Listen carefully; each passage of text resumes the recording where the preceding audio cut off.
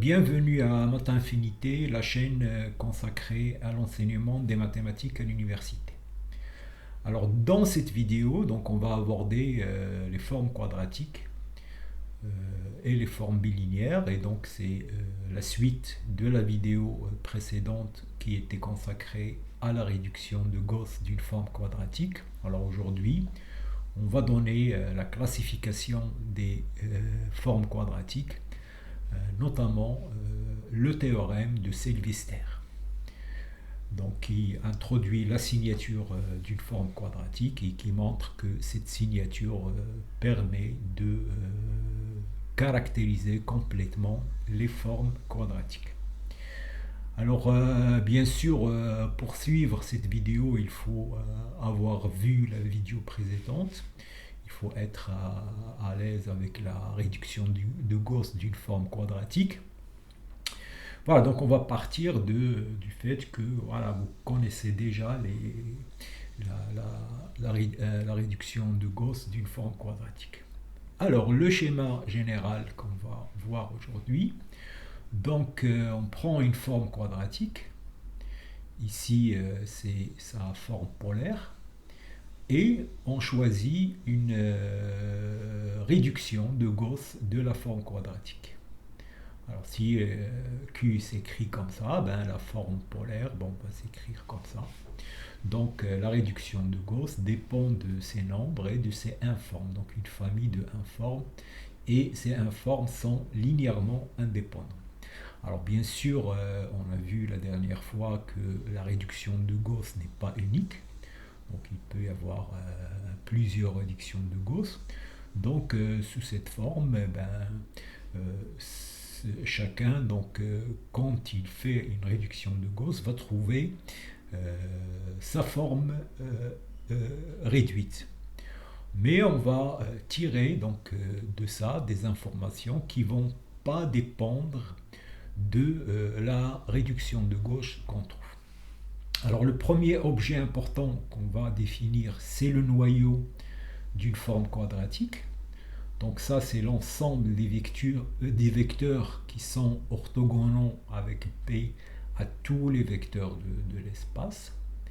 Alors, il se trouve que cet espace-là, le noyau d'une forme quadratique, c'est l'intersection des noyaux des LI qui apparaissent dans la réduction de Gauss.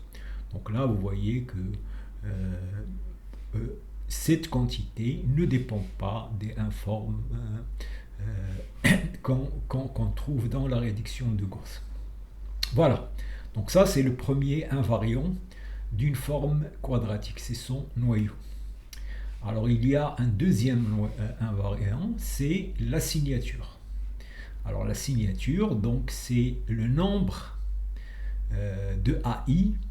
Alors il y aura deux S et T. S c'est le nombre de AI strictement positif et T c'est le nombre de AI strictement négatif. Donc bien que la réduction de Gauss n'est pas unique, mais ces deux nombres ne dépendent pas de la réduction de Gauss que vous choisissez. Donc vous allez trouver la signature de la forme quadratique. Et la dimension du noyau, c'est la dimension de V moins S plus T. Et ça, c'est le théorème de Sylvester qu'on va voir. Voilà, donc ça c'est la deuxième chose importante.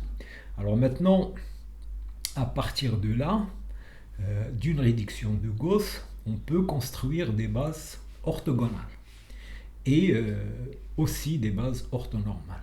Alors là, vous prenez votre réduction de Gauss, vous avez cette famille libre, alors vous la complétez comme vous voulez, donc vous la complétez en une base du dual.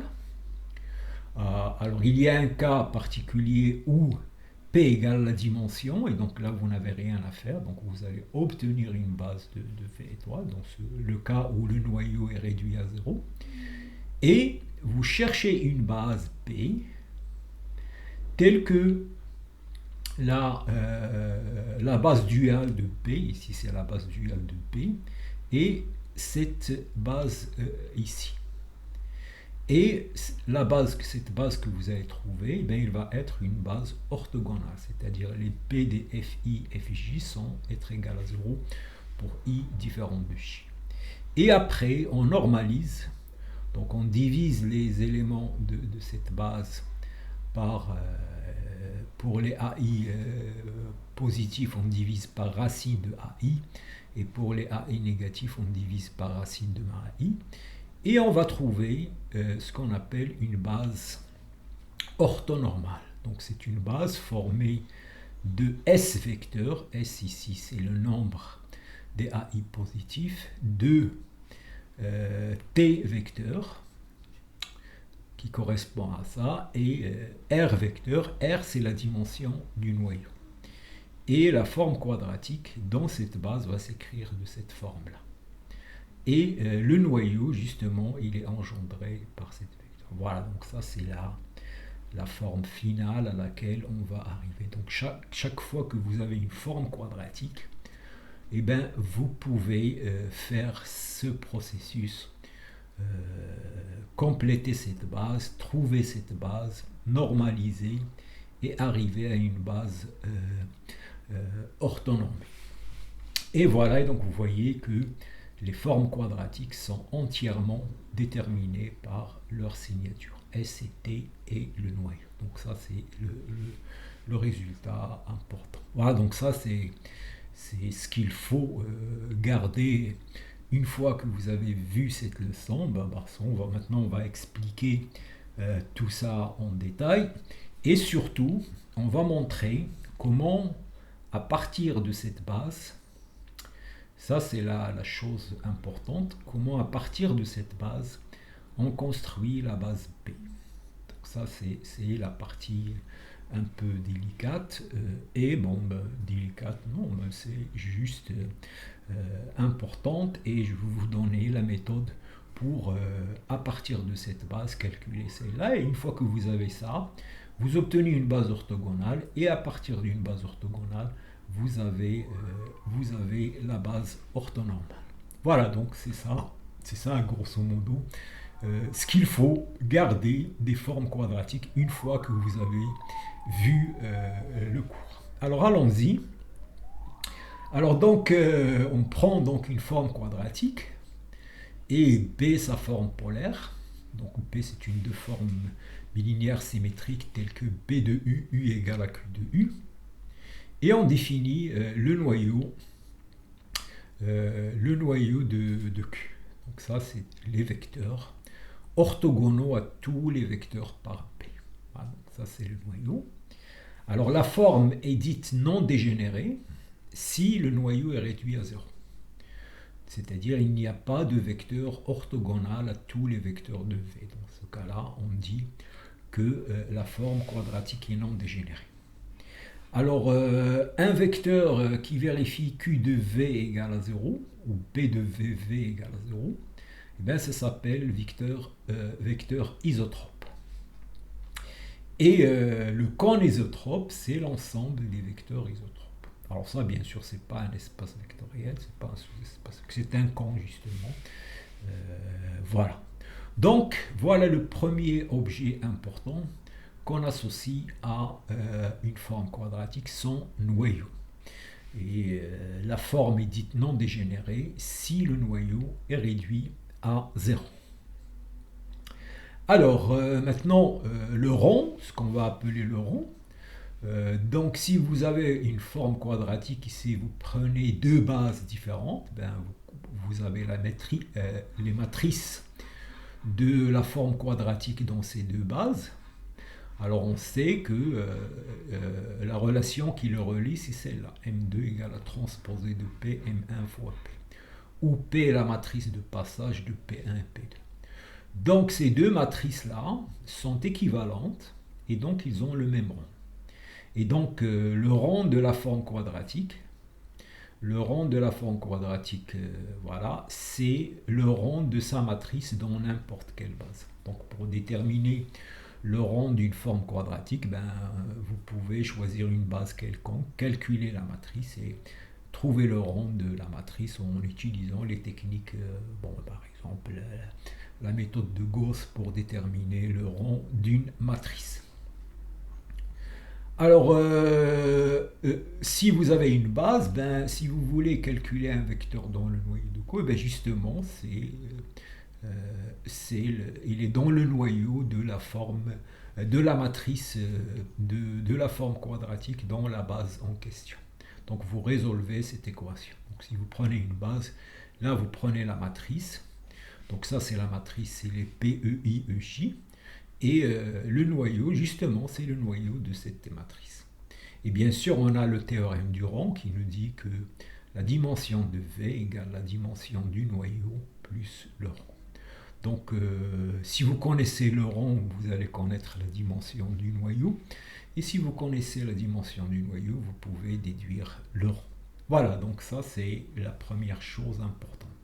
Donc, toute forme quadratique a un noyau et un rond, et qui sont reliés par cette relation. Alors maintenant, la proposition très utile. Alors c'est celle-là qu'on va utiliser pour déterminer les bases orthogonales. Alors cette proposition, il nous dit la chose suivante. Si L1, Ln est une base de V étoile, alors donc il faut revoir ma vidéo sur les formes linéaires et le dual d'un espace vectoriel. Donc si vous avez une base, donc ça c'est l'espace vectoriel dual. Alors il existe une unique base P de V dont le dual c'est L1, Ln. Voilà, donc c'est ça le résultat, disons, qu'il faut comprendre. Alors là, donc je vous invite à prêter une attention particulière parce que c'est ça la chose qui va permettre de passer d'une réduction de Gauss d'une forme quadratique à une base orthogonale. Alors je vais vous donner la méthode. Alors la méthode elle est très simple pour trouver la base F1, Fn. Donc comment déterminer la base F1, Fn? Eh bien vous choisissez une base quelconque de l'espace en question. Vous considérez cette matrice, donc vous évaluez les informes L1, donc là vous avez ces informes, et vous cherchez cette base telle que la base duale de celle-là, c'est celle-là. Donc ce que vous faites, ben, vous choisissez une base. Alors nous on cherche les F1, Fn, donc vous choisissez une base. Et donc vous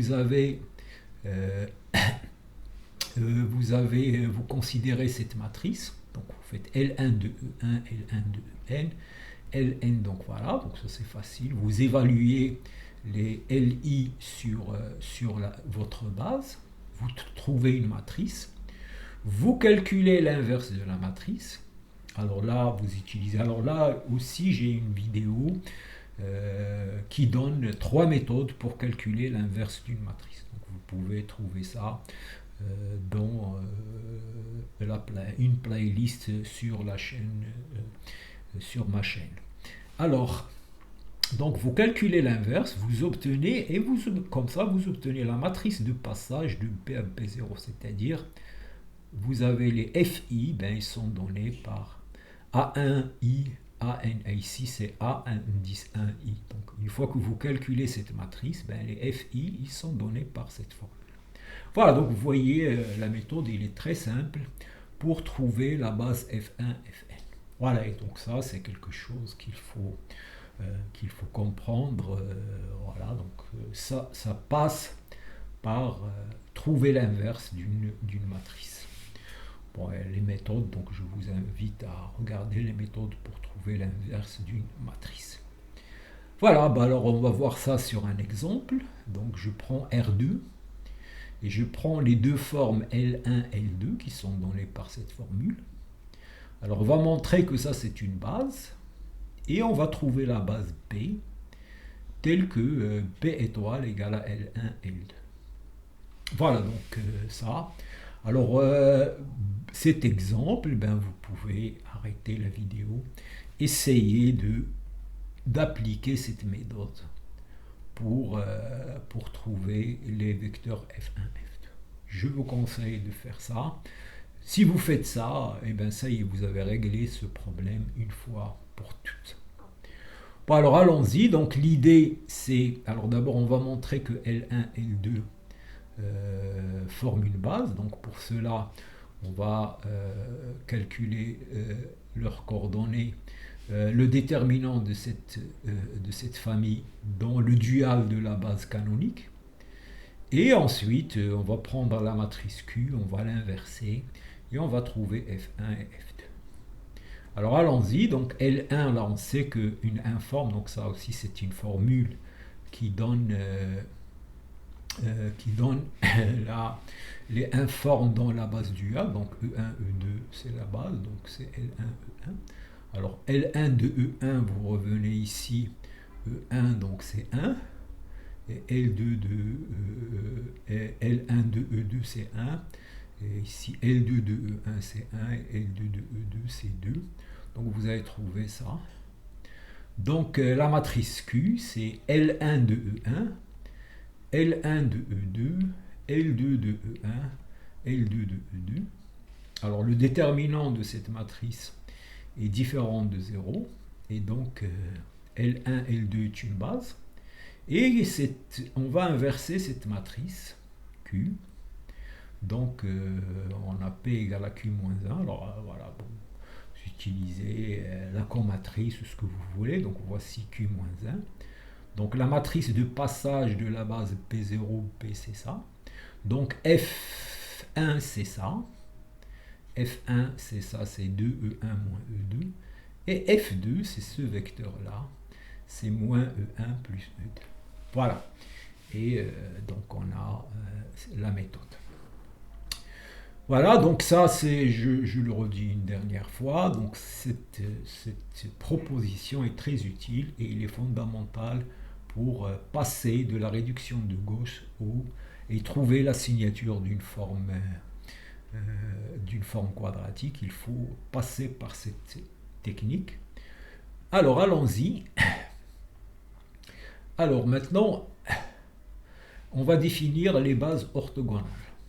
Alors une base orthogonale de V, donc c'est une base qui vérifie, une base orthogonale, voilà, donc c'est une base de V qui vérifie P de EI, EJ égale à 0, pour I différent de J. C'est-à-dire les vecteurs EI et J sont orthogonaux pour la forme symétrique associée à la forme quadratique. Voilà, et donc c'est ça. Alors maintenant, l'objectif c'est de trouver une méthode pour trouver les bases orthogonales. Alors on a une remarque, si je prends une réduction de Gauss de la forme quadratique, alors la forme bilinéaire, elle est donnée par cette formule. Alors vous voyez bien que si vous faites Q de U égale à PUU, ben vous allez trouver la somme des AI, LI au carré. Donc ça c'est bien, Q c'est bien la forme quadratique associée. Et cette forme, il est symétrique et bilinéaire. Voilà, alors, comment trouver une base Q orthogonale? Alors ça aussi, c'est quelque chose que vous devez regardez attentivement. Je vais vous donner un algorithme qui permet de trouver une base Q orthogonale. Donc ça c'est un algorithme et donc il faut savoir le faire marcher en pratique. Donc voilà, donc vous choisissez une réduction de Gauss. Alors j'ai dit choisir une réduction de Gauss parce que la réduction de Gauss n'est pas unique, donc vous choisissez une réduction de Gauss. Vous prenez la famille L1-LP. Alors la famille L1-LP, donc dans le théorème de réduction de Gauss, c'est une famille libre, et vous la complétez comme vous voulez en une base de V étoile. Donc, vous ajoutez des vecteurs pour trouver une base de V étoile. D'accord ? Alors le cas où P égale à N, ben, il n'y a rien à compléter. Et donc, voilà, donc ça, on peut être dans ce cas-là, mais vous complétez, vous ajoutez des vecteurs. Alors, bon, il y a des techniques, comment compléter une famille libre pour avoir une base. Et maintenant, vous cherchez la base B. Dans la base duale, c'est cette base-là. C'est-à-dire, vous appliquez cette proposition-là. Donc là, c'est la base L1, LP, C1, CP, et vous cherchez une base qui vérifie ça. Et donc, pour faire cela, donc, vous devez faire cette technique-là. Et voilà, une fois que vous avez trouvé cette base, et bien cette base va être orthogonale. Alors, on va voir ça parce que si vous calculez B de FI, FJ, si vous revenez à cette formule, vous faites B de FI, FJ, vous aurez LI de FJ, mais comme les LI sont la base duale, donc ça va être soit égal à 1, soit 0. Et donc, sauf le cas où si U est différent de V, donc vous allez trouver 0, puisque vous aurez l'un ou l'autre qui va vous donner 0. Et donc voilà, donc c'est ça l'idée. Et donc voilà, vous trouvez cette base que vous allez calculer en utilisant ce que j'ai montré tout à l'heure. Et bien vous obtenez une base orthogonale. Et le noyau de Q, c'est l'intersection des LI, et c'est l'espace vectoriel engendré par les vecteurs correspondant à cela. Voilà, donc cette méthode, donc ça c'est un algorithme, donc ça c'est quelque chose qu'il faut... en fait, c'est ça ce qu'on va vous demander de savoir. On va vous donner une forme quadratique. Donc vous allez trouver sa réduction de Gauss, donc il faut savoir trouver la réduction de Gauss. Utiliser ce processus pour trouver une base Q orthogonale, et avec ça, on va trouver la signature, etc. Alors maintenant, le théorème fondamental de cette théorie, c'est le théorème loi d'inertie de Sylvester. Et bien, il nous dit qu'il va exister un couple d'entiers S et T, tel que le rang de Q, c'est S plus T, alors le rang de la forme quadratique. La dimension du noyau, c'est la dimension de l'espace moins S moins T. Et comment on trouve ces deux entiers? Eh bien, on prend une réduction de Gauss quelconque et on compte le nombre de AI dans la réduction ou les AI positifs. Donc, il va y avoir ici des AI, c'est des nombres réels non nuls. Ceux qui sont positifs, vous comptez le nombre, donc vous allez trouver S, et les négatifs, vous allez trouver T. Et aussi, ben, vous pouvez trouver cette S et T. Si vous avez une base orthogonale, et ben S ce sont le nombre de EI tel que Q de EI est strictement positif, et T c'est le nombre de EI tel que QI est strictement négatif. Voilà. Donc ça c'est le théorème de Sylvester et c'est le résultat central. Donc ce résultat, eh ben, il nous dit que les formes quadratiques sont entièrement déterminées par leur noyau et par leur signature. Et pour trouver la signature, ben, qu'est-ce que vous allez faire? Bon, vous allez prendre une réduction de Gauss et faire ce processus-là pour arriver à une base orthogonale, ou bien dans la réduction de Gauss, ben vous allez trouver la signature puisque vous comptez les AI, le nombre de AI positifs et le nombre de AI négatifs. Voilà. Bon, alors ce couple eh ben, s'appelle la signature de Q. Alors maintenant, on va aller plus loin. Donc, supposons que j'ai trouvé une base orthogonale. Alors, d'après le théorème de Sylvester, la base orthogonale, il y en a ceux pour lesquels Q de EI est positif, donc il y a les positifs, ils sont S, et il y a les négatifs, dont Q est négatif, il y a T, et les autres qui sont isotropes. Donc, si vous avez les signatures, vous avez trouvé cette base. Alors, vous normalisez cette base, donc vous divisez, pour les positifs, vous divisez par 1 sur racine de AI+, et pour les négatifs, vous divisez par 1 sur racine de moins, puisque ça c'est négatif. Et vous normalisez, donc vous allez obtenir une nouvelle base, là il n'y a plus de tilt, et cette base, eh bien, il vérifie ça, puisque vous normalisez, donc cette base vérifie Q de et plus et moins. Et si vous prenez un vecteur dont les coordonnées dans cette base sont données, bon ça c'est les coordonnées suivant EI+, et ça c'est le coordonnées suivant EI-, et bien la forme quadratique va s'écrire de cette forme-là. Voilà, donc ça c'est la réduction ultime d'une forme quadratique, c'est-à-dire arriver à trouver une base dans laquelle la forme quadratique a cette forme. Il y a la somme des carrés ici moins la somme des carrés ici. Et les EI0 vont former le noyau de la forme quadratique.